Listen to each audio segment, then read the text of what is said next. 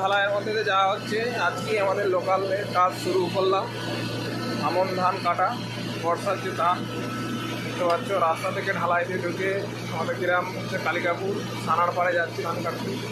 ফটিকদাও সামনে থেকে ক্যামেরা করছে। সরু ঢালাইয়ের মধ্যে দিয়ে মেশিনটা গলালাম। এখানে 1.5 বিঘের মতন আছে। 1.5 বিঘে মতন কাটার পর মেন বাগান রাস্তার ধারে ওখানে 4 বিঘে মতন আছে। তো প্রায় বলতে পারো আজ থেকে আমরা কালকেও আমরা কেটেছি দুধা, কালকে ভিডিও করতে পারিনি। তো যাই হোক, আজকে আমরা মোটামুটি সিজন আরম্ভ করে ফেললাম। আমাদের গাড়ি যাচ্ছে।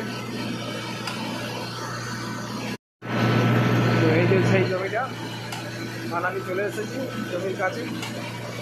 হালকা করে ব্যাগ সোজা চলে যাব, এখানে কাটা হবে।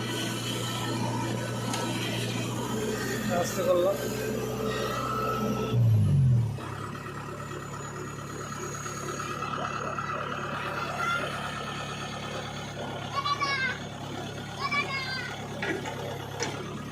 কোণে মাটি লেগেছিলো, সেটা ছাড়িয়ে দেওয়া হচ্ছে। এদিকে ধান প্রচুর এখন কাঁচা, মানে ফলিয়ে এসেছে। 10 দিনের মধ্যে ধান হয়ে যাবে।